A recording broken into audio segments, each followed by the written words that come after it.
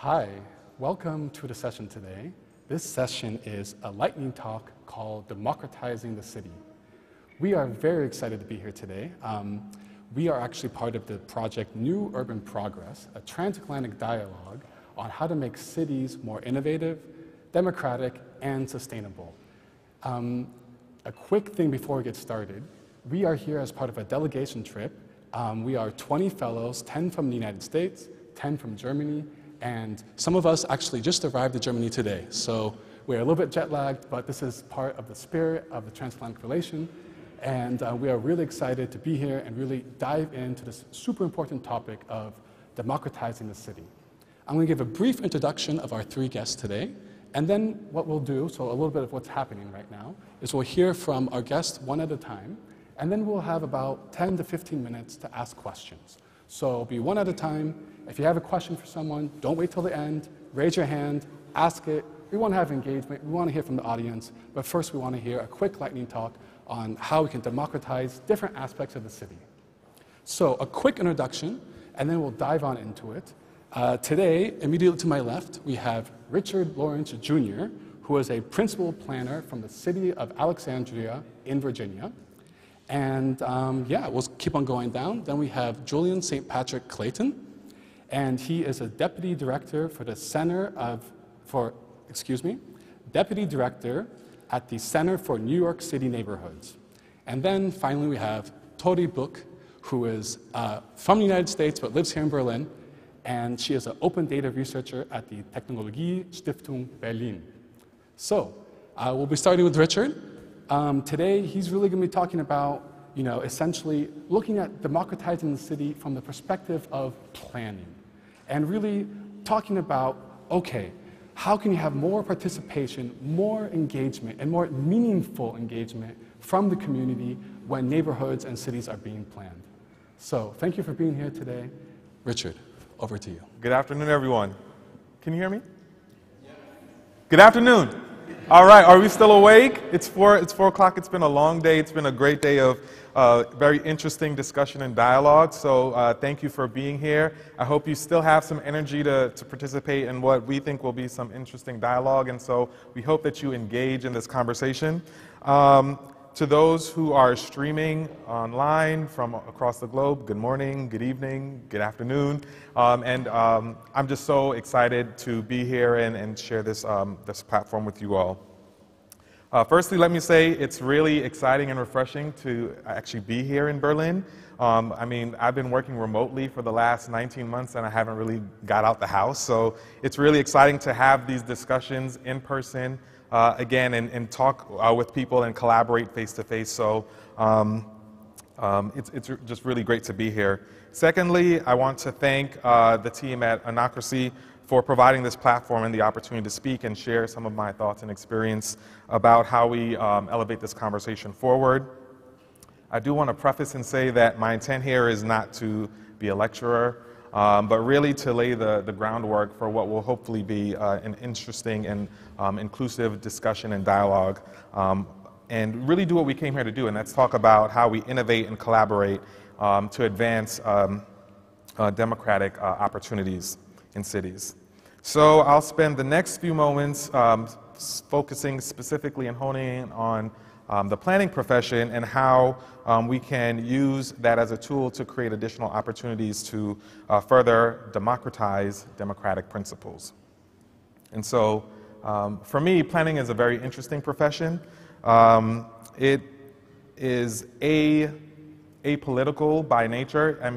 It really doesn't operate from a political standpoint, but the implications of the decisions that are made from planning processes really impact the lives of people at the local level. And so I feel like there's a very clear transition or easy transition between creating opportunities that expand participation in planning processes that can easily be transferred or translated into more political processes and expanding other democratic areas of life.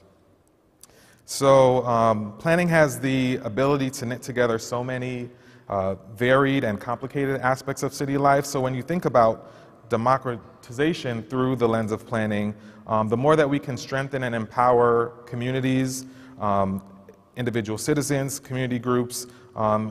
It really creates the synergy to increase citizen participation at the political and other democratic levels. So I've been working in the planning profession for about the last 15 years in various different capacities, from interning to doing policy research at the state level, looking at smart growth policies, to some nonprofit affordable housing development. But really the largest stint of my career so far has been working for the city of Alexandria, where I've been for the last 11 years. And if you're not familiar with Alexandria, Virginia, it's a mid-sized city just outside of Washington, D.C., the nation's capital. It was founded in 1749, and so it has a very rich and robust history, at least in the American context. I mean, we don't compete with the European as far as like history, right? And so, but nonetheless, it's one of the treasures of the United States. And if you haven't been to Alexandria, I invite you to come visit. But it's about 13 square miles. It is about 160,000 residents, and it's continuing to grow. And as part of the Washington metropolitan region, as the nation's capital continues to grow, Alexandria experiences a lot of those same growth pressures. And so as a planner, we have to be in line to engage with our community of how we prepare and how we plan for growth, and particularly for the future of the city. And so insert city planner, insert me, and what's my role? We really serve as the middleman, oftentimes advocating or advancing the policy goals or initiatives from our elected officials, our city council, our senior government leaders, city managers, et cetera, and then balancing those with the needs and the demands of the community.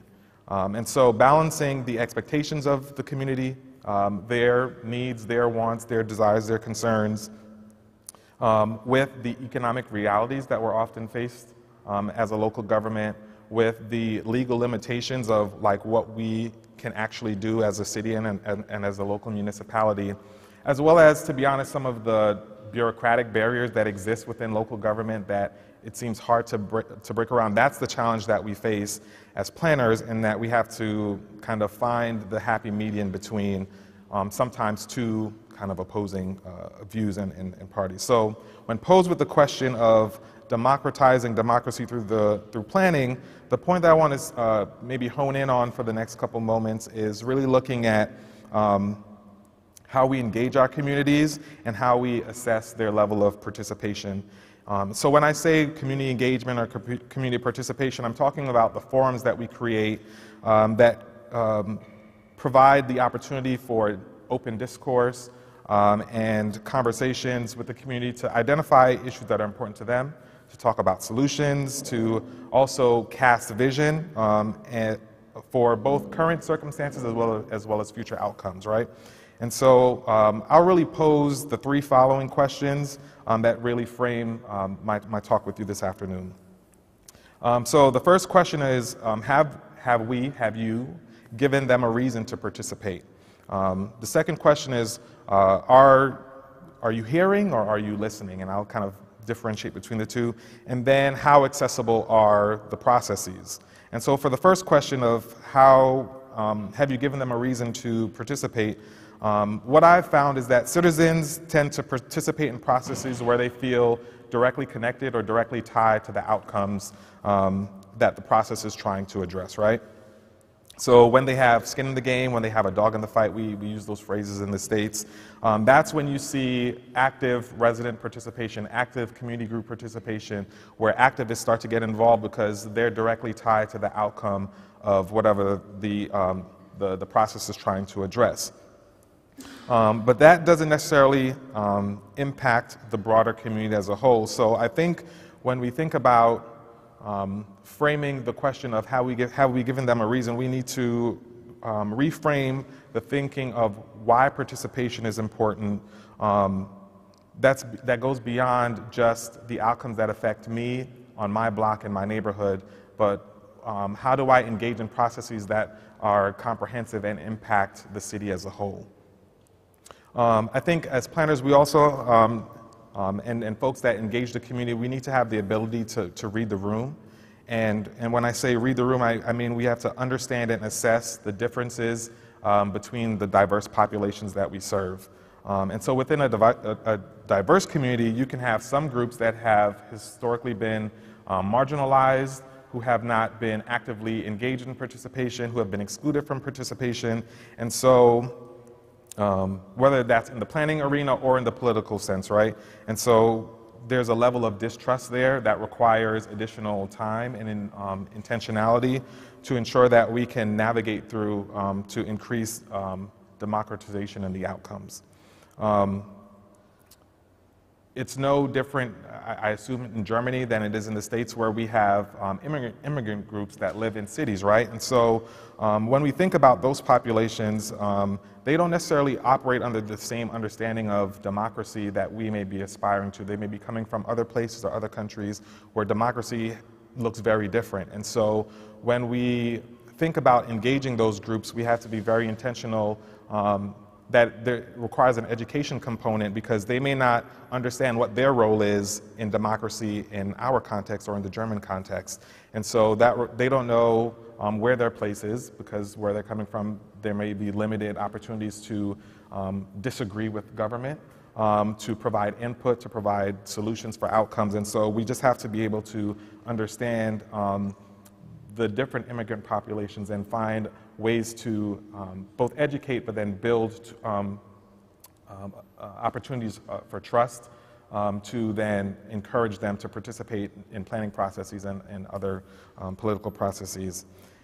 So that's the first question. The second question is, are we hearing or are we listening? And so my easiest anecdote to this is, you've ever had a conversation with someone and you're talking or they're talking and you find yourself losing interest, you start daydreaming, you start thinking about, oh, we actually have sun outside in Berlin today after the gloomy day. And you hear them talking, but you're not processing what they're saying.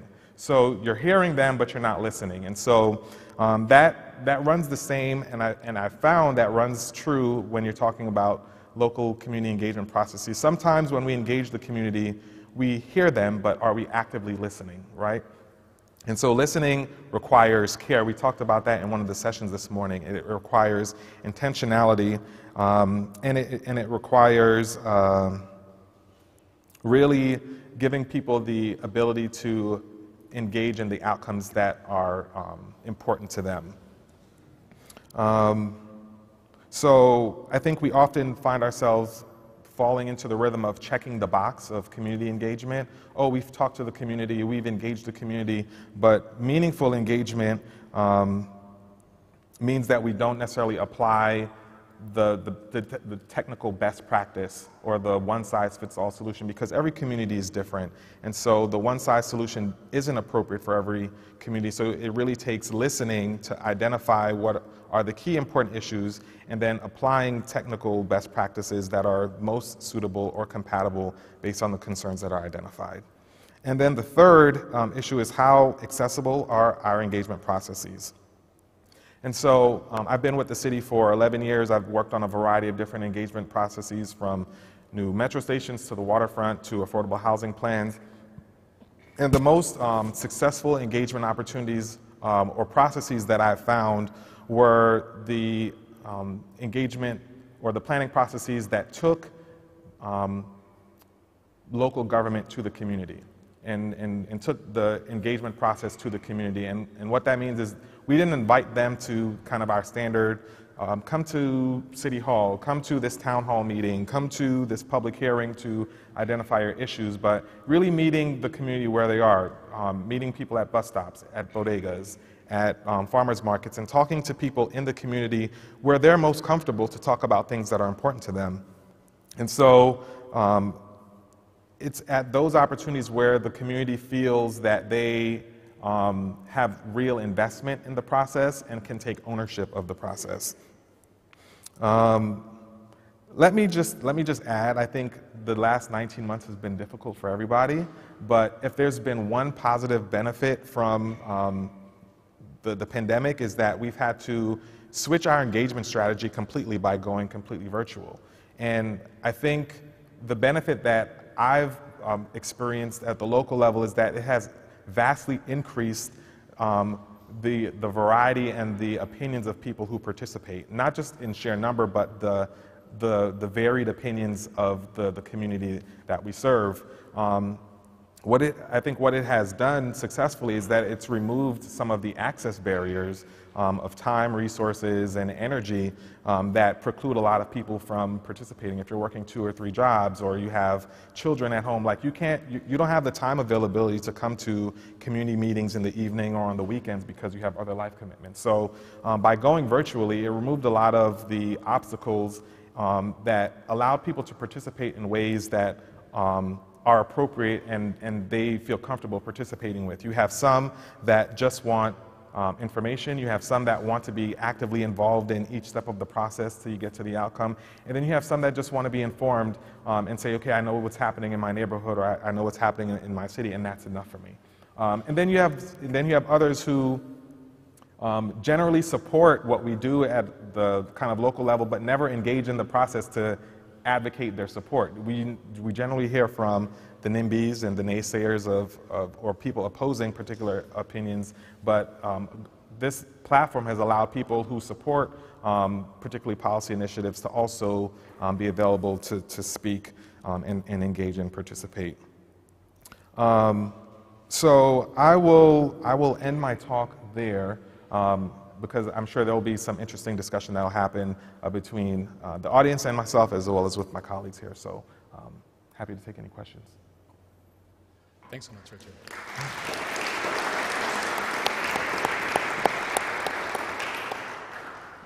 So that was Richard straight from Alexandria, Virginia. We will be now going into the questions. Does anyone have a first question? Raise your hand. I will point to you, and then you will receive a microphone to ask your question. We have one question. And also, personal thanks to Michael for walking around with the microphone. So please say your name and your affiliation, and yeah, the floor is yours. So hi, I'm Esther. I'm working for the Consul Democracy Foundation, which is working with citizen participation.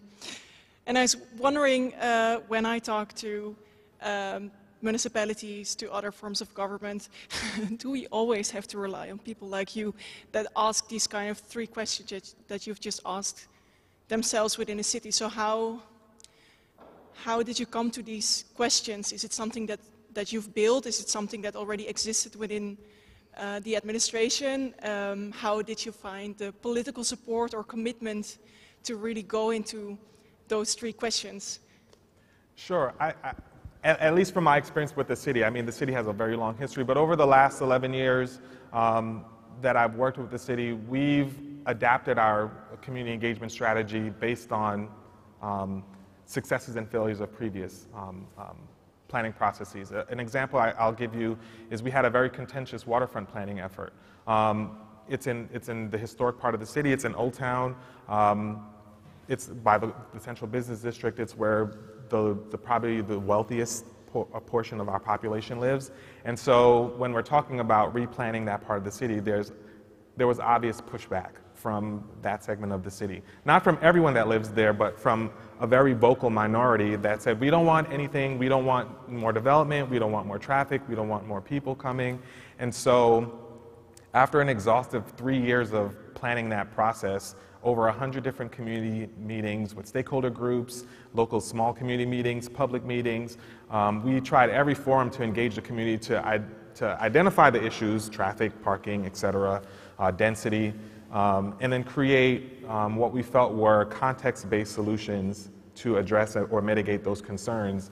There was still a lot of opposition, at least those who opposed the process. They were the ones that were most actively engaged in coming to the meetings. But when you take a step back and you're thinking about the vision of the city, sometimes you not necessarily have to silence those voices, but you have to think about the context of the entire city as a whole. And so after going through that very exhaustive process, we took a step from doing any planning in the city, right? And so the next project that we did was, we called it What's Next Alexandria, and it was specifically focused on community engagement. We had a community engagement process about community engagement, so we can talk to the community and rebuild some of the trust that was lost between that planning effort. And so from that process, we worked with the community to identify a toolbox of strategies and engagement tools, essentially, of what levels of engagement are appropriate for what different types of processes. Are we talking about a specific site? Are we talking about replanning a whole area of the city? And what that engagement should look like. And so the planning processes that followed implemented the tools that came out of that toolbox with the community. So following that, we had a series of very successful planning initiatives where the community felt buy-in, they felt ownership over the planning processes. But that's not to say that we solved all the problems. As new planning initiatives came up, we ran into new issues with the community, and then we had to readapt our engagement strategies. So what we tend to do, at least in my department and my division, we work in long-range planning, so we're thinking about how particular areas of the city redevelop over the next 15, 20, 30 years, and really creating buy-in from the various different community stakeholders at the onset of the planning process so that we're not contending with them at the point of approval. And after every process, we debrief what worked well, what didn't work, and how do we need to adapt the engagement for whatever initiative that we're working on. A key example of a plan that we're working on now, we have an area of the city called Alexandria. It has a very large immigrant and Hispanic population. It's just south of where the new Amazon headquarters is located in Arlington, and it's like 1.5 miles west from a new innovation university for Virginia Tech. And so there's real pressure on this portion of the city to redevelop, and that threatens the housing availability and housing affordability for this segment of the population that's historically been living in Alexandria. So when we began the engagement process with the residents and the neighbors of Alexandria, we had to really take a step back and say, how do we need to adapt our engagement that's most appropriate for this community that historically hasn't participated, that has language barriers, that has almost a detachment from local government. And so the process that we came up with, we did a bilingual process. We did everything in Spanish first, and then had everything in English so that everyone felt included in the process. Everything was translated into Spanish and then into English so that the residents felt that their voice was elevated and was inclusive as part of the process. Another thing is that we incorporated tools that that weren't standard. In that community, WhatsApp is a key communication tool. We've never used that in the city before. We created a WhatsApp group so whoever wanted to be engaged in the process had a direct access to information because that's how they communicate. So I think it's informed on what works, what doesn't work, and being able to adapt for each process. Yeah, we have another question here in the front. The microphone's coming straight to you. Hi. I'm Deanna. I'm actually from DC, okay. And I know Alexandria. Knowing it, meaning I went there to go shopping often because it was cheaper than DC. That's right. And I'm a master's student at Freie Universität here, and I study politics. And okay. I'm very interested in local engagement and pretty much exactly what you're working on now in Alexandria. But in my research, I came across some statistics that said that a lot of local governments, for example, like in Alexandria, they purposely try to make it hard for communities to engage because the more people that are involved, the harder it is to kind of conglomerate all of these different opinions and to make any actual effective change because, you know, for city planning, that's basically managerial kind of custodial tasks of just working with the budget and making, you know, streetlights work and everything, you know, nice. So there's not really a lot of ideological contention there for people to get all fired up about. So it's really hard to get people involved. Anyway, I wanted to ask,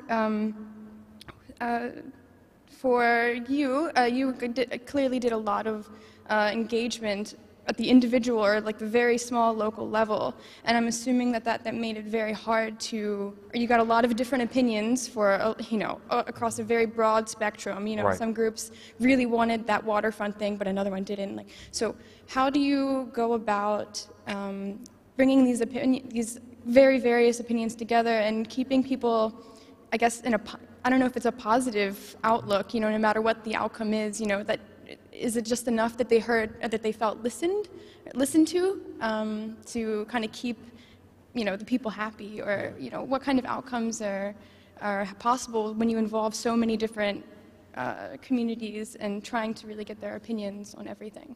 Yeah. I think that's a great question, and I think that's the fundamental task of the planner. I mean, we have to balance multiple opinions, varying opinions, different interests from different stakeholder groups across the city to hopefully arrive at an outcome that creates a plan for a future vision. What we've found successful in helping to navigate those where even if what you particularly were advocating for doesn't get advanced, I think giving people the space to have those discussions within the community, not necessarily to city staff or to the city in general, but to have that amongst their neighbors and their cohort. I think that's where we've found a lot of successes. So when we would do a lot of the kind of open forum community discussions or engagement processes, we would have breakout sessions where staff necessarily weren't talking or advocating a position, but we would have neighbors talk to neighbors. And having that discussion amongst themselves, even though they may arrive at different outcomes, gives everyone the opportunity and the ability to feel heard. I think when people don't feel heard, that's when you get the outrage and the pushback. But I think people are easier to maybe accept the outcome of the decision if they feel like they were actively involved in the process, and while their particular position didn't advance, they understand why it didn't advance through that level of discourse. I'll also say that it's important that community engagement is important to your local elected officials as well as like your your governmental leaders. So in the case of Alexandria, we have a city manager government. So staff doesn't work for the council, we work for the manager. The manager is appointed by council, and we have a weak mayor form of government. So the mayor presides over our council, but doesn't overrule one vote to the next. And so our council is very, and we don't have a ward system, so all of our council is elected at large. We don't have one council member that represents one portion of the city. Everyone is elected at large across the city. So I think that creates an equity of scale where the council has to represent the entire city and not one segment of the city. And so it's important to them that whatever processes that we engage in with the community really involves the community input, because whatever we bring to them needs to be representative of that. And when there's disconnect, council will challenge staff on the dais. Well, did you speak to so-and-so, or did you do this, or did you hear from this group, and what was that discussion? So having that embedded in the political structure and in the leadership structure, and then reinforced through staff and our processes is fundamental to successful engagement. Excellent. So thank you for the two great questions. We will move on. That was just our first lightning talk, so we have two more to go. So stay with us. Next, I want to introduce Julian St. Patrick Clayton, the Deputy Director at the Center for New York City Neighborhoods. And he'll be talking about essentially democratizing networks in the city and how housing fits into this network. Before I hand it over to Julian, we were talking before this panel right now, and I found out that this is actually his third Innocracy. Last year, he participated digitally, and he was also here 2 years ago. So we're really happy to welcome Richard, who was here for the first time, and now we're moving on to Julian, who has a veteran, Innocracy veteran. So really cool to continue the dialogue. But anyways, enough of that. Julian. Thank you. Just want to expand on something Richard mentioned earlier and how great it actually is to be here. I lived here 3 years ago now, and I really miss being in Berlin. And just walking in the street, I was like, wow, this feels like home. I don't know if I would consider it Heimat yet, but it's close. Maybe my second homeland. So as Diego mentioned, I wanted to talk a little bit about networks and city networks, but particularly how housing fits into that. as it was mentioned, I'm the Deputy Director for Policy and Research at the Center for New York City Neighborhoods. And there we focus on preserving homeownership and helping to keep people in their homes. So whether that is foreclosure prevention or having legal services work with individuals who might be losing their house, or it's housing counseling, working with people who either want to become homeowners or have just bought a house and kind of like, well, what do I do now? Those are the big focuses, but underneath that, there's just a wealth of social and political ramifications that come along with it. When I'm outside of New York and anywhere else in the country and the world, and I talk about this idea of homeownership, people ask, well, why homeownership? Berlin, city of renters. New York, city of renters. The thing with it is, in particular with the US, I don't know if, just a nod of heads, has anyone ever heard the term the racial wealth gap? No? Okay, so a couple heads. So the racial wealth gap is exactly what it sounds like. First, racial, second, wealth, third, gap. So in some states, it's estimated that for a white family being worth 100,000, low 100,000, you still find that black folk that live there can be homeowners are worth dollars, not thousands of dollars, but dollars. And then in other states, that gap extends into a negative, where black families are worth negative dollars when you factor in the debt that they might be in for student loans, for maybe the house that they're still paying on. Homeownership actually is the biggest driving factor of wealth in the US. So when you think about that, and you think about how housing then translates to one's social mobility, you recognize that there is an outsized importance in the US on it. And in New York City, we are a niche, like I said, city of renters. But within that niche, there is vast disparities. I'm going to come back to race one more time before I go on to some of these other things. While there's a slight majority of homeowners in New York City are white, 80% of our clients who come in for foreclosure prevention, for tax lien sale prevention, that's when you're back on your taxes and the city's going to come and take your house away from you, which is different from foreclosure prevention, which is where if you haven't paid your bank back fast enough, they come and take your house from you. And then there's also just scammers who are rampant. If you think, pickpocketing and all of that is what New York is known for, not scammers. Scammers everywhere. And the scammers they prey upon the elderly. They prey upon people who find themselves in financial straits where maybe they need $10,000 to pay for something so they can keep renters, or the roof is about to fall in. A scammer will step in and say, I'll give you that money, sign this contract. Before you know it, they own half of your house and you can't get them out. So we help with that, but that makes up 80% of our clients, and those are all people of color.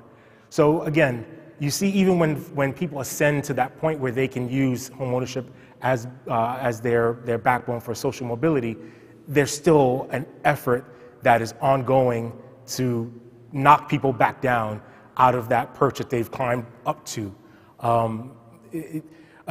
I can keep going on this, but I'm going to get back to the topic at hand, which is why we're here. Just wanted to give you that bit of context. At the center, there's been this project that we worked on called the Black Homeownership Project. For those of you who are interested after I stop talking about this, bhp.cnycn.org. You can see the findings of the research and some of the other aspects of it. BHP is the result of the first question that we asked ourselves, which is, what happens if we continue to do nothing with this network? And it's the idea of what we have there is, providing financial services to individuals who need that help, continuing to progress on social mobility, or just to even maintain the little that they have, which is a vast majority of the folks that we're talking about here. So it's estate planning, making sure you have a will, making sure that your kids can inherit your property and the things that you've accumulated, because that's not guaranteed. Once someone, the matriarch, the patriarch of a family passes away, it doesn't mean that their kids or their grandkids actually are going to get any bit of what they have, unless it's written down and the lawyer says, yes, it is certified. So that basic level idea is something that we also help with here. Down payment assistance, getting extra help getting into a home that one can call their own. BHP was the result of us thinking about our network in our city and how we can start to put the most marginalized individuals in our city first in our processes.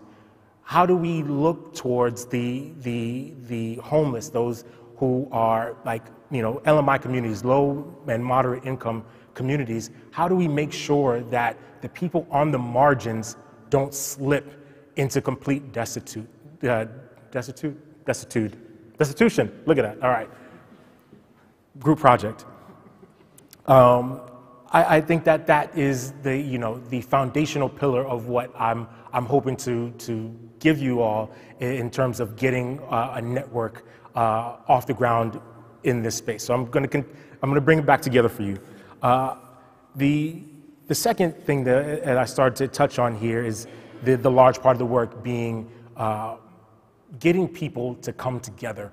And at first it was getting people to come together around this idea of helping those who are at risk, helping those who are the most marginalized in our society first. But it extends past that. I think some of the work that we do at the center, I gotta make sure I don't touch that mic again. Some of the work that we do at the center involves bringing in the private sector to have them help us to get the most public good out of their philanthropic dollars, but also their business practices. I think it's something that is often overlooked and something that is made to be adversarial when it doesn't have to be. I think there are organizations that, while they're driving for profit, do still have a social bent to them, do still want to get the most out of the city's network and the benefit of them being in the city. The question is, how do we get there? How do we find that space between NIMBY, the people, the not in my backyard, and the YIMBY, the people who want development for development's sake because there's capital gain? There is a middle ground there, and that middle ground is finding your stakeholders, bringing them together, much like Richard was saying for the city planning process, but this is a little more informal, a little more on the ground. What we do is, and what we found works, we find organizations that are like-minded. Either it's mission aligned or they just want to see an overturn of or overhaul of our city processes. We work with them to pull ourselves out of silos, which is where housing tends to be. It's like you are struggling alone in your community, you're struggling alone in your house, you're struggling alone with your landlord and your tenant, and you have all these issues. We find that the best solution to these issues, no matter where they lie, is to get organizations, not just organizing a community, in New York, in the Upper West Side, where it's all old money. It's not just organizing them. It's not just organizing, Brownsville and Bed-Stuy and Brooklyn, historically immigrant population, historically African-American populations. It is figuring out how to get the Upper East Side and Brownsville and Bed-Stuy to talk to each other. And that's a big part of what we do here at the Center for New York City Neighborhoods.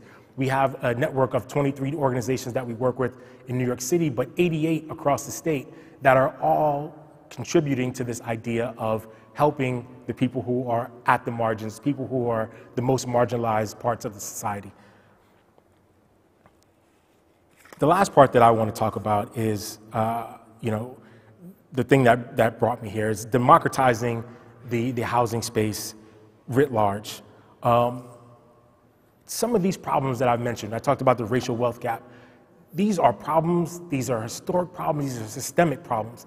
They are much too large for any one group, for any one neighborhood, for any one set of stakeholders or sector. The public sector can't do it alone. The private sector can't do it alone. Civil society certainly cannot do it alone. We have to figure out ways to bring our networks together, bring the hierarchies down, whether they be racial hierarchies or socioeconomic hierarchies, down to a point where communities feel empowered to talk to each other. It's not enough to say that, I can say this because I used to work there, it's not enough to say that JP Morgan is contributing $500 million to a cause. Because JP Morgan, as one massive global bank, is only one space. What we need to do is get JP Morgan and Deutsche Bank and Citibank and Bank of America, all of them on the same page, to then align with those in the communities that are saying that these are the things we need. We need to remove the market dynamic as being the sole focus and make it social imperative that these things get done.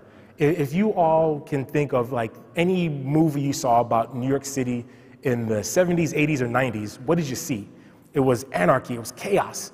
A lot of that was because homeowners left and took with them all the capital, all of the foundation and stability, because they were the doctors, the dentists, the pharmacists, the corner store owners, all those people left. They're coming back now, but they're coming back with an outsized ability to purchase because of the house that they bought in the suburbs. But I don't want to get too far afield again talking about that. But that is the idea, is keeping those social networks alive and thriving so that that doesn't transpire again. I don't want to see another Warriors movie in my life. I don't need to relive any of those aspects. I think that the focus being placed on, the marginalized, the folks the seniors who are constantly finding themselves being left behind here, those are the parts that we need to focus in on, that social imperative. The last part that I'll say before I turn it back to you, Diego, or to you all for questions, is how do we make it last? And I mentioned this idea of whole society. The aspect that I see as the next frontier of this is something that when I lived here in Berlin that I worked on with the Zentrum on digital transformation and what that means for Germany. But it's also like, what does that mean for the US? If the country here and the US starts to develop and start to digitize, and it's not just 5G and AI, it is basic access to be able to compete and thrive and survive in an increasingly digitized society, you're going to see these disparities continue to grow. Those who can afford to buy in early will, those who can afford to buy in late will, and all those people in the middle, all those same people who we talk about in housing that are part of this network are going to be those individuals who are left behind in that digital space. I think this is going to translate very well and transition over to Tori's statements. But I feel like if we start to readjust our minds and our mindsets around whole of society, whole city efforts to make our network strong and durable, we can address the issues, the systemic ones of the past, but also it puts us in position to continue getting in front of the ones that are coming down the pike. And I'll stop there. Thank you.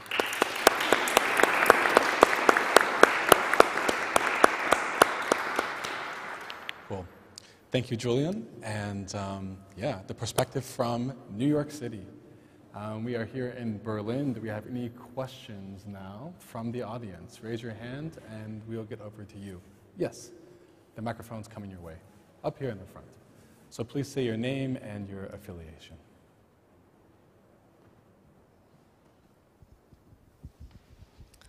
Hello there, I'm Alice. I'm a project manager at a demographic network here in Berlin.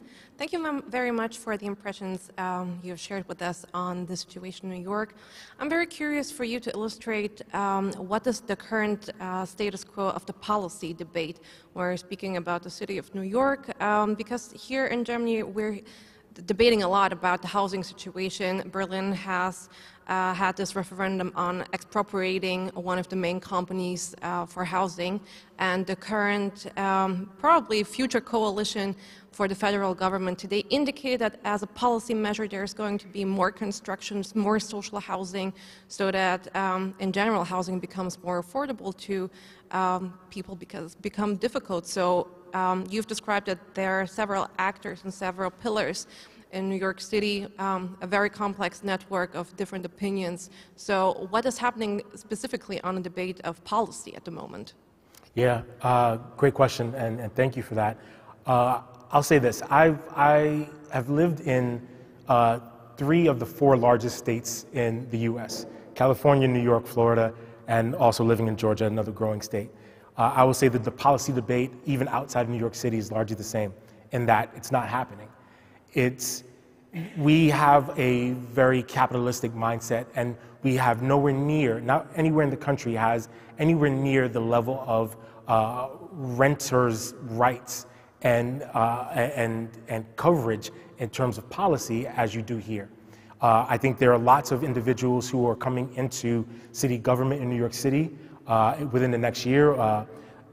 Out of the 52 or so city council members, 35 of them are going to be new, and a lot of them are activists who are literally coming from protests to being city council members. There's going to be a massive ideological shift where these are going to be far more progressive, far more vocally progressive members that are coming into office. There's also going to be a new mayor who has housing as one of his key pillars. So the debate is going to change because I think that nothing is not sustainable. So I hope that doesn't cause alarm. But I will say that the policy debates outside of government have been raging and are everlasting. One of the things that we talk about at the Center for New York City Neighborhoods, and it's catching on around the city, are called community land trusts.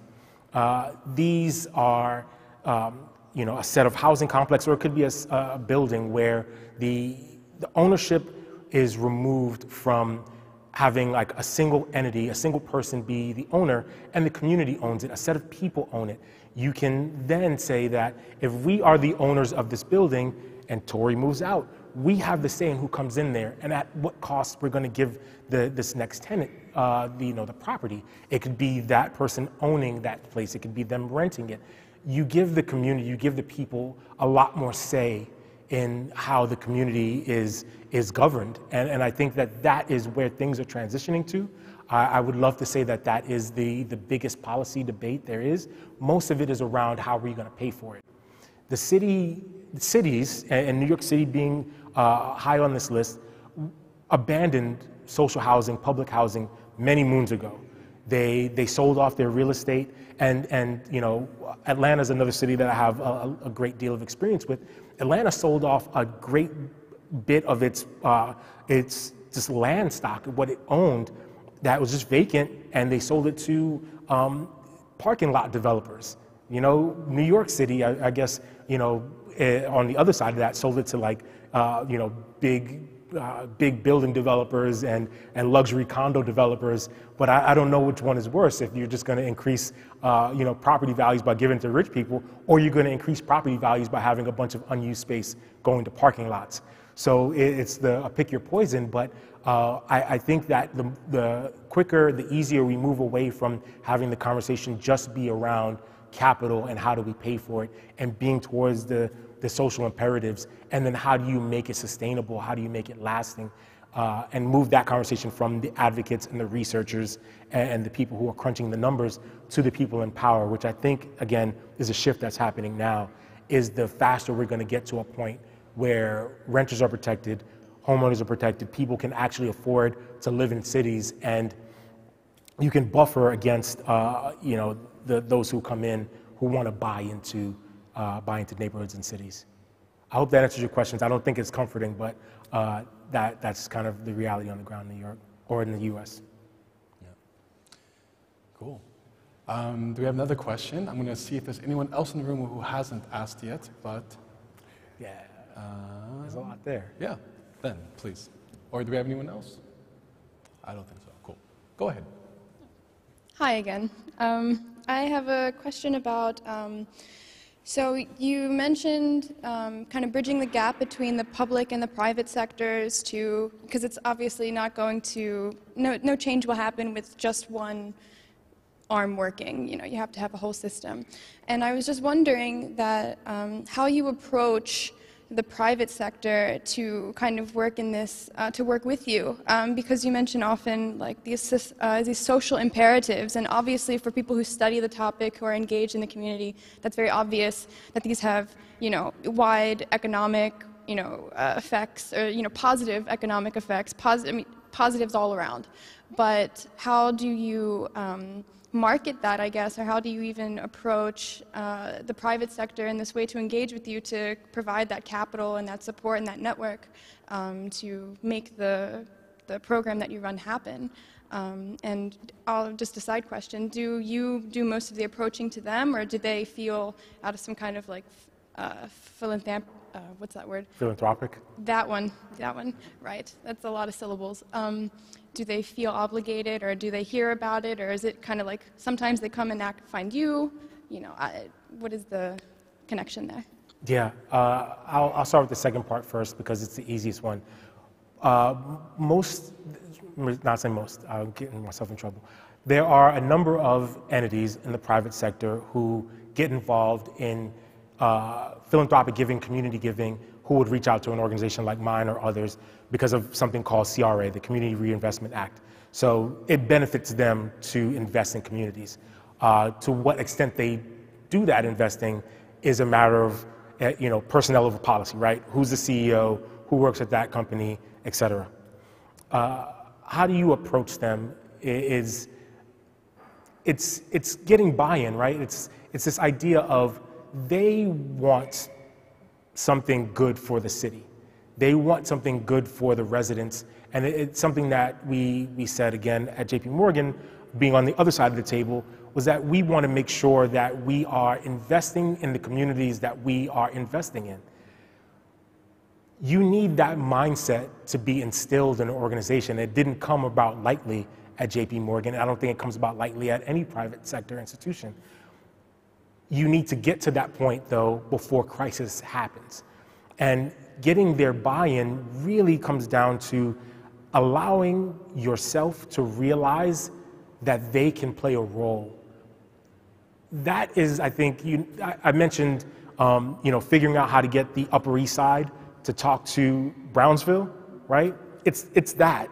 It's figuring out how to get large public institution to talk to the advocates. Getting them in the same room, getting them on the same page, getting everyone to recognize what needs to happen, and therefore a set of solutions comes about, and then we can talk about what solutions we agree upon, is the process that needs to take place. The private sector is going to not reach out unless they feel, from a personnel standpoint, that they should or that they're forced to. In my experience, that might not be, I don't want to have my Twitter blow up with people saying, well, not my organization, right?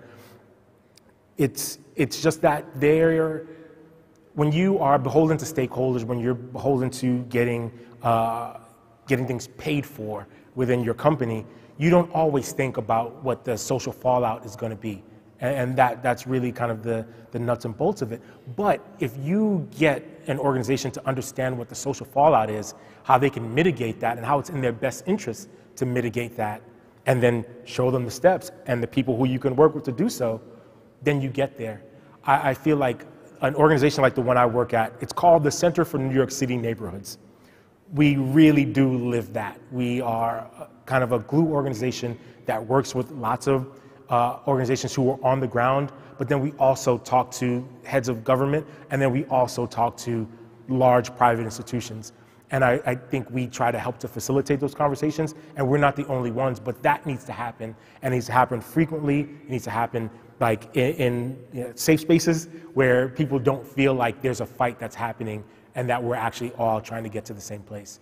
So collective action it's a hard thing to bring about, but you need people and organizations who are dedicated to seeing it through. Excellent.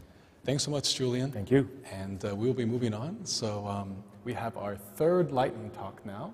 And I'm very excited to introduce once again Tori Boeck, who is an open data researcher at the Technologiestiftung Berlin. So we're moving over to Berlin, where we currently are. So that's great to hear this perspective.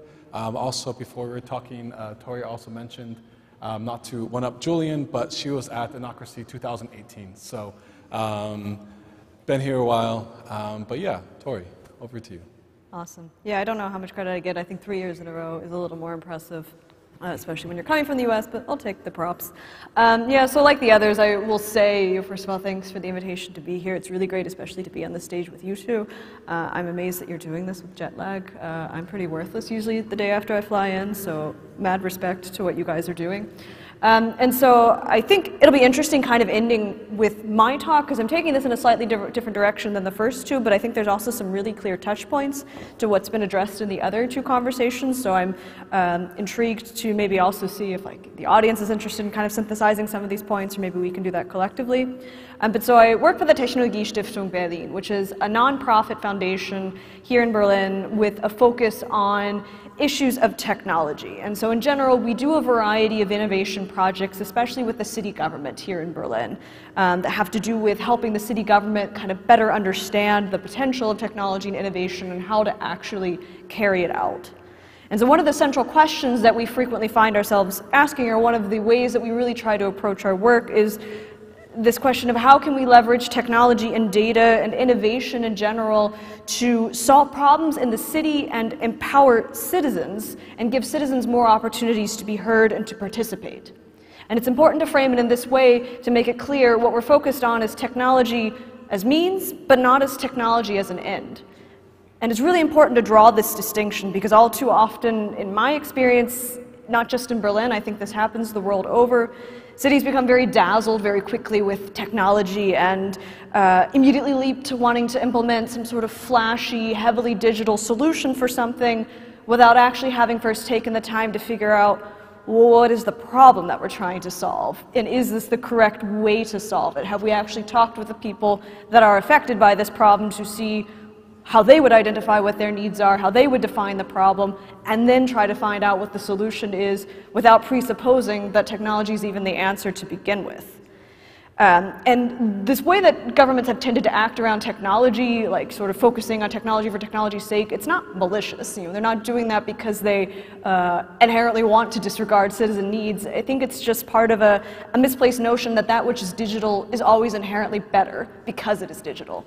And so where we really want to come from at the Technologiestiftung and the work that we do is to take a step back from this approach and really explore how can we use technology instead to make government better for citizens? How can we listen to citizens better, trust citizens more, and act on their needs, and maybe use technology to do that, but technology is not the point. It's not the reason we're doing it.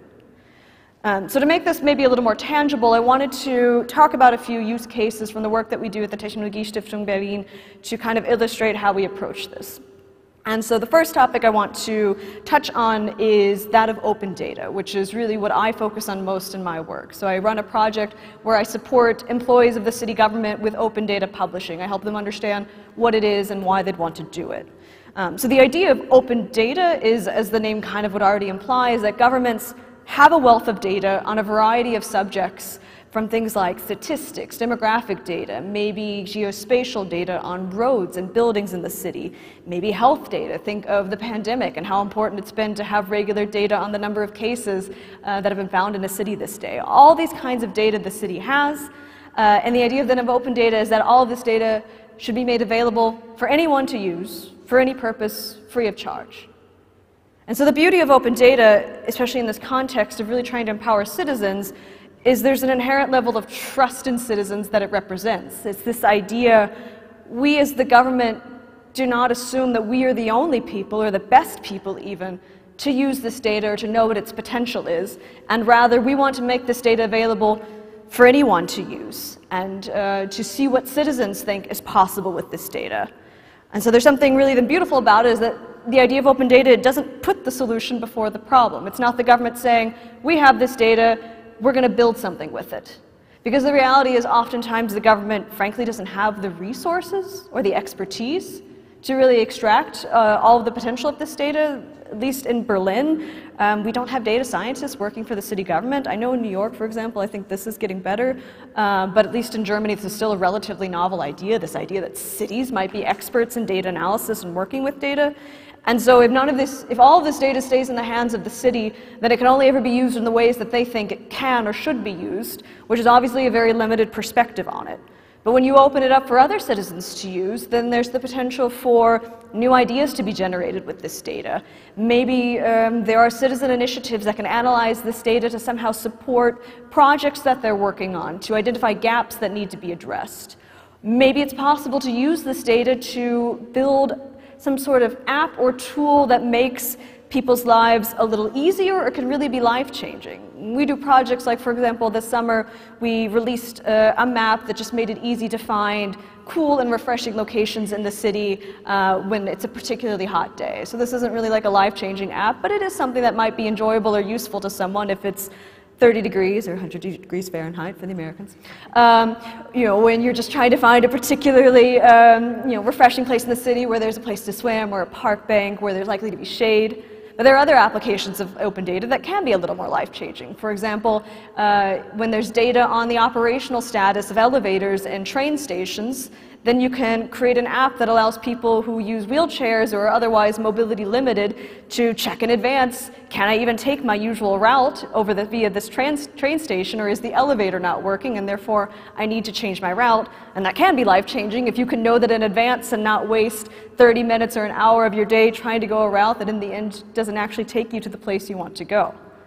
So open data is, for us, a real way that you can use technology to empower citizens, and in doing so also trust your citizens to say, I as a city government want to see what you can do with this. I'll give you the means to do it, but I won't tell you how or what is best. A concrete example then of how we have worked with open data in our work at the Technologiestiftung is a project that we launched last year called Kiez. So some of you in Berlin may have heard of this project. It translates to basically water your neighborhood. And the idea of Kiez is it shows the locations of some 650,000 trees in the city. So not every single tree, but particularly trees that might be along streets and like in neighborhoods. And the idea of this platform is that it's not just giving you information of where is my local tree, what kind of tree is it, how old is it, but that it also has the social function of giving citizens the opportunity to adopt a tree and to register in the app when they've watered it. And the idea here is that Berlin, like many other cities, is increasingly struggling with the effects of climate change. So our summers are increasingly hot, increasingly dry. Our trees are suffering because of it, and the city just doesn't have the resources to keep all 650,000 of these trees adequately watered over the summer. And so already for years there have been calls from the city government asking citizens to be involved in watering their trees. And so we heard this call. We knew that there was open data available from the city on the locations of trees and with some information about what type of tree and how old. And so we took this data and we built this platform. And the beauty then of this platform as well is that it's about giving citizens a tool around which they can organize themselves or which they can use to involve themselves in their community. We identified that there was a need here, that people wanted to play this role, but it was hard to organize themselves and they didn't necessarily have the information about what was in their neighborhood. And so we built this platform to give them that information, to give them a means with which to organize themselves, but the actual action and participation is still happening from the citizens. And it's also probably worth mentioning, this is a tool we built that is open source. So we're really still trying to keep on this thread of enabling other people to copy our ideas, to build upon these ideas, to do something with it, not just to presume that we created something perfect, but rather than to say if you have further ideas or maybe you want to implement this solution in your own, in a different city, that can be easily done because the source code for it is available for everyone to use. But I think it's also then important to come back to this original idea that that which is digital is not always better, and to also then emphasize that there are ways that we work in the City Lab or in our work at the Technologiestiftung that sometimes don't even really lead to a digital product or a digital solution. So we recently were grappling with a question together with a government office in Berlin of how can we make government forms easier to use and more citizen-friendly. And the way that we approached this was not to redesign the digital form. So these were all online forms that we were working with, not paper forms. But it wasn't about, like, let's develop a cell phone app to make it as easy as possible to just, like, fill out a form with one hand, or come up with a way to put, you know, identities on the blockchain, or somehow make this sound more exciting. The approach was just to ask citizens, what do you think of this form, and what would you suggest to improve it? It's a very simple idea. It's not at all groundbreaking, you would think, but the reality is this isn't the way that a lot of governments work.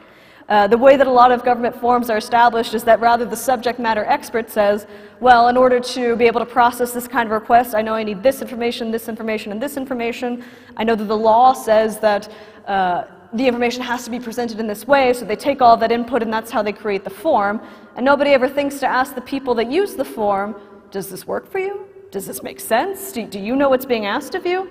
And so we recently ran a series of workshops with citizens where we basically user tested a few select forms and asked people to give their honest feedback to various aspects. You know, just the language makes sense, so the question order makes sense. What would you change in this form? And we gathered this feedback, and we'll give it back to the government. We're still working on preparing the results of this and try to give them some concrete solutions of how to improve their online forms. And in the end, technology is still playing a role here because the forms are online, and it's about improving access to an online product of the government. But the actual problem we're trying to solve here, or the way that we're solving it, doesn't really need a lot of technology. It just needs involvement of citizens, and it needs a government that's willing to ask these questions and is willing to actively desire this information and this feedback from citizens, and then to act on it meaningfully. So to maybe then bring all of this up, you know, we're calling this overarching theme of democratizing the city. I do think technology and innovation have a really critical role to play in democratizing cities and in this process, but only insofar as these methodologies, as these tools, as the approaches are put to use for empowering citizens to shape the city themselves, or at least play an active role in shaping this themselves. They are the people that live here. They know what their own needs are. They know what kinds of tools they would use and wouldn't use, and they know what it is that they're struggling with. And so the solution is then not for cities to roll out complicated technological solutions that look cool and sound cool, but don't actually work in a way that people need. The solution is to work with citizens to develop something that works for everyone.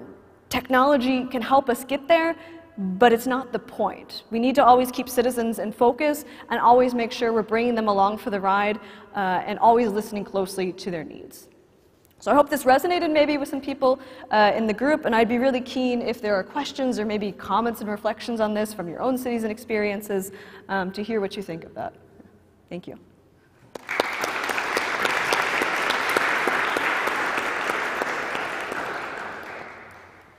Yeah, so thank you, Tori. And we have time for 2 or 3 questions. Are there any questions from the audience? Comments, reflections? We have our star participant. I've got a question. Okay, we got you. Hi, I found your talk very interesting, and I don't still fully know exactly what the organization does, and I couldn't catch the word Technologiestiftung? Yes, a technology foundation. Okay, that makes sense. And I was just wondering, because I mean, I don't know the full expanse of the programs that you hold for Berlin are, but I know that I find it very interesting I'm just wondering how involved or how expansive the programs are, because as a foreigner in Berlin and dealing with, for example, like city government paperwork, doing everything here is, like, the bureaucracy is insane. And I'm wondering if what you guys do kind of deals with that at all. I know that's a very Berlin-specific issue, but I know that that's one that probably has the most immediate and most what can I say? Like, and I feel like that there's probably something kind of a gap in between what you really have to do. Like, there are certain legal obligations that the city or that the overarching government has you to obtain. So how do you kind of merge or deal with these debates? Because I'm sure somebody at your organization has brought up that, hey, the term and booking system here is bad, so maybe we should fix it someday. And then somebody was like, that's against the rules, so let's not. Yeah. You know, I'm wondering what's happening in these kinds of more mundane discussions, because everybody is probably really excited to make the new app, you know, for Berlin for the summer. But what's happening on the on that level as well? And what other considerations do you have to make or have when developing that? Yes, this observation of bureaucracy being uniquely awful in Berlin, like I think some of our approaches in our ideas apply, I think, to a lot of contexts, but indeed Berlin does seem to struggle a lot with bureaucracy in a way that I suspect other cities don't necessarily. So in terms of like who we are, like what we do, like we're basically like a partner for the city government, and they give us fund us like through grants to do various kinds of innovation projects with them. So we do like this open data project where we support city employees with open data publishing. And then we also kind of run a sort of innovation lab with the city government. And there we have more of an emphasis on, in general, trying to bring innovative methodologies and approaches into government. And so a lot of this centers around trying to help the government better frame the way that they approach the challenges that they identify, and understand how do you problem solve in a modern digital age. So a lot of this centers around, okay, first of all, what is the problem? You say you think you need a new system for this, that's fine. Why do you think you need a new system for this? What is the problem that you've identified? Why do you think you need this portal? Is the problem are you trying to fix the problem that people aren't able to find information on this subject? Okay, why can't they find that information? Let's talk to the users first and see what it is they're struggling with. Maybe they're not actually struggling that they can't find it, maybe they're struggling that it's not written in a way that they can understand, and so then they're struggling to complete this process. And so what we really try to do is push them on this, onto this path of understanding what are the right questions to even ask before you start running off to fix the problem that you think you've discovered. And then also then helping them develop solutions for these problems, particularly digital or technological driven solutions that, in our eyes, adequately fix the problem. And so when you bring up this topic, or you kind of ask this question of, what are the limits maybe to our powers, like how much room to maneuver do we have in this sphere? So that is, I think, a blessing and a curse of our role, that we are this nonprofit foundation. We don't belong to the government. We are our own organization, and that means we have a certain freedom to suggest things and not fear the consequences as much, or we don't have this idea of that can't be done because we've always done it this way, because we don't care. Like we don't, we haven't always done it that way. We do it this way, and we think you should be doing it this way. And if you're concerned by that, like let's work through it together. So that's kind of the blessing of our approach, is that we have more of this free perspective, I think, and are not as tethered by this kind of tunnel vision that you can have in government of what's possible or the way you're allowed to do certain things. But then where we can struggle in this role is then when there are people, or when there are positions where somebody doesn't want to change or is very adamant it's not possible to do it this way, we sometimes have limited room to maneuver. We sometimes we rely on finding champions or people in government that will fight for us within the government structures, because we are outside of it and don't necessarily always know the hierarchies or the power structures. Or when somebody says you are legally required to do it this way, we sometimes have a hard time discerning, does this legal requirement actually exist, or is this just your wonky interpretation of it, or no, the law is very explicit, it has to be done in this way. And so that's also sometimes a place where we can struggle to figure out what's truly possible. But in my experience, so much more is possible than what actually happens, and it's really, fundamentally, the work we do is cultural change. It's planting seeds that a different way of working is possible, that a different way of building digital solutions is possible, and trying to teach new ways of working and problem solving in government, with the hope that someday we're obsolete because they're all working that way anyway, and they don't need people like us to go in there and show them there's a different way, that they're already working that way. In a way, our hope is to not have to be necessary for the city government anymore, but I think that'll take a while. But I hope that kind of answers your question a little more about the way that we work. There's more I could say, but I didn't really want to get too deep into the world of the Technologiestiftung specifically, but then maybe more touch on these digital topics as they pertain to cities. But thank you for the question. Yeah, we have time for 2 more questions. So we have one from the stage, and then we'll go over to you. We can go back and forth, so go ahead, Richard. Yeah. All right, so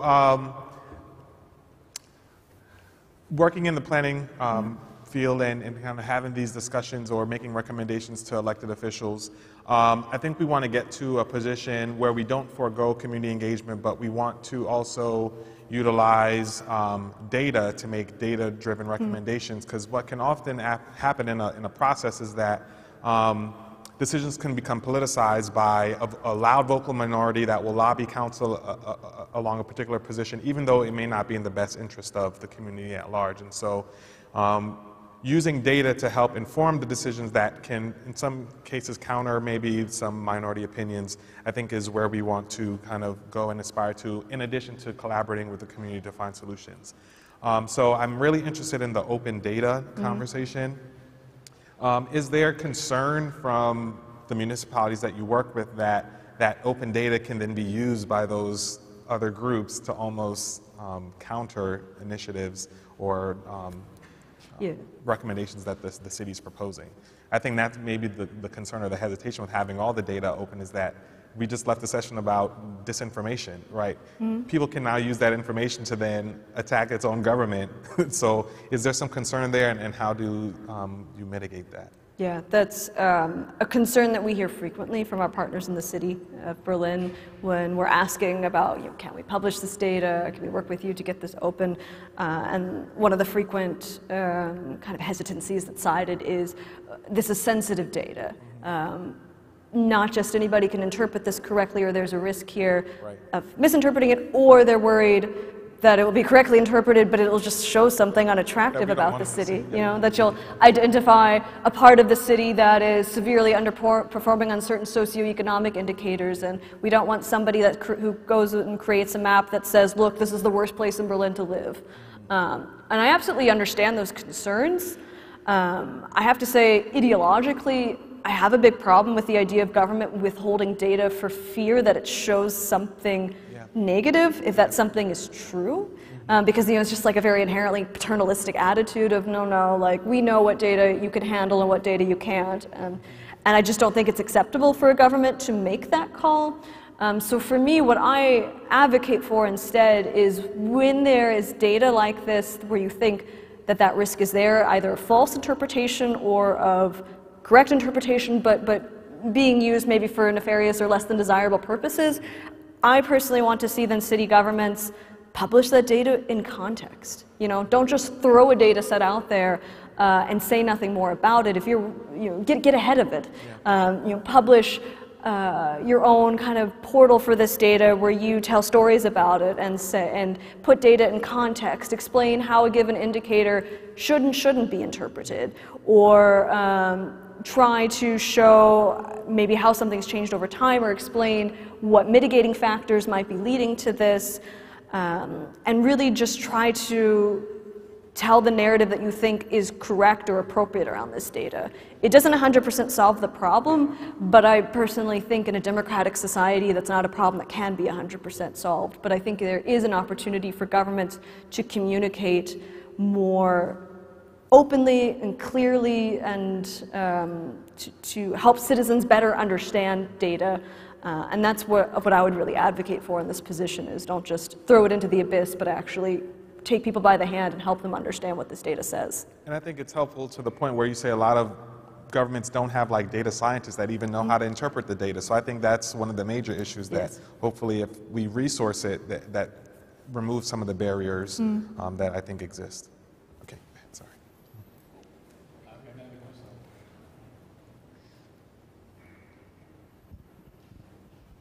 Hello there. My question actually goes to a similar direction, but from a different perspective.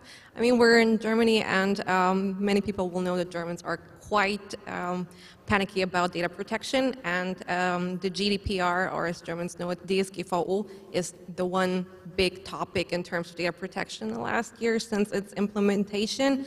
And I'll be curious, for your experience, how do you have the impression that not only the lack of data scientists and the lack of experience with dealing with data is an issue, but collecting the data, like one step before that, that there's hesitation from the side of the citizens, perhaps, or that already in the mindset of the governments, there's this attitude that gathering data is a problem. And if this is something which you have come across, do you believe that it has changed in the last few years? Mm-hmm. So I can say in general, so open data generally should be data for which there is no privacy concern. So data that it has data on like individuals, like data that contains addresses or names or telephone numbers or things like that of private individuals should never be published as open data. Just to like sort of make that clear that open data is not advocating literally every data set should be made publicly available. But your question more specifically was then like data collection, if there's hesitancies around there.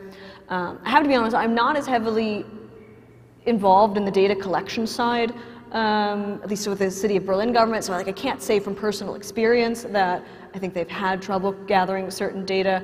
I can say in general, it's as you say, like it's true that there's a lot of mistrust in general when it comes to collecting data and for what end are you doing it, although I think for the data that the city commonly works with and the kind of statistical data they work with, I don't think those are commonly concerns.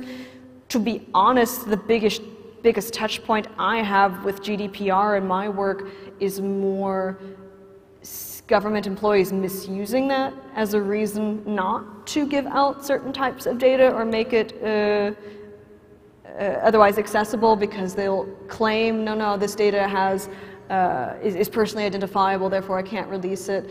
And that's the reason why, for example, until 2 years ago, I think Berlin didn't release any data on locations of accidents, like car accidents or bike and car accidents, like accidents as part of road normal traffic. The police for years and years said we can't publish this data because it's personally identifiable, even though it would just be coordinates and data on here there was a crash between a car and a bike rider.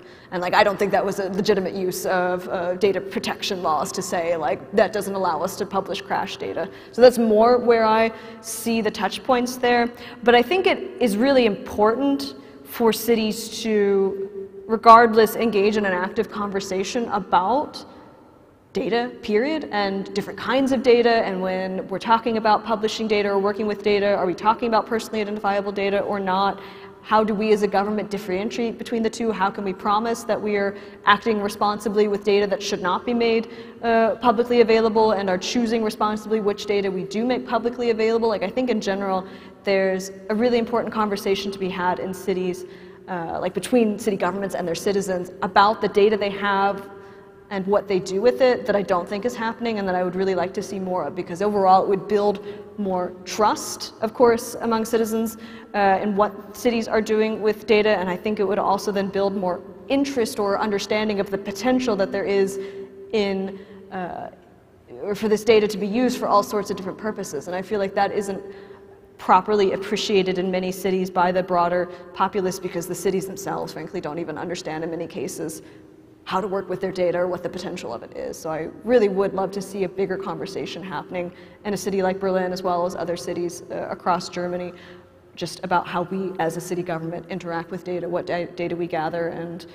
how do we use that data. I think there's a lot of ground to be covered there still. If I could add quickly, you mentioned that New York City does quite a bit of data collection. Americans throw data out the window. No one really cares, and I tell them to protect your data, don't do that. And they're like, they're tracking me anyway, who cares? Yeah. That's kind of the attitude. But at the municipal level, New York City does track it, but they also are not really great at putting a lot of those pieces together. Mm-hmm. Crime data gets published, housing data gets published, tax data gets published, but it's just kind of like dumped out there. It's like, here, this is what's happening, good, and then, organizations like mine and others pick that data up, analyze it, crunch the data, and then spit back out policy recommendations. I don't think that that is what they're intending, but I think it's, as Tori mentioned, that they aren't data scientists to that extent at the municipal level, and maybe as we start to transition into these spaces that we need to do these things, because the outcomes are intrinsically dependent on someone being able to analyze it. The data is taking place. Everything we do in these cities is generating data. It's just that either it's not being captured, and if it's captured, it's not being analyzed.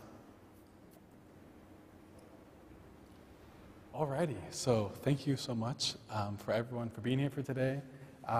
We will wrap up the session now. That was a 90-minute session with 3 lightning talks, and thank you, especially up here in the front, and to everyone for the questions and comments. Also, everyone watching online on the live stream, thank you for being with us today.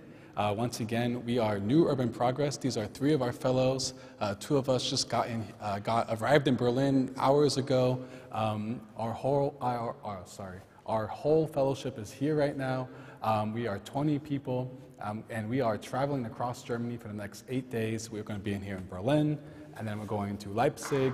We're going over then west, and we'll be in Essen, Wuppertal, and we are really excited to really visit a lot of stakeholders, actors, and networks that really make cities a unique place to have these important conversations about empowering individuals, empowering communities, so they have a more democratic city, and if I may, a more democratic world. So that's what we're doing here together, and thank you for joining our session today. Thank you to the guest, and yeah, we look forward to continuing the conversation. We will be here, some of us maybe all night, some of us maybe not all night, but happy to keep the conversation going. So that'll be it for our session today. I have a couple of announcements, but first a round of applause for the panelists.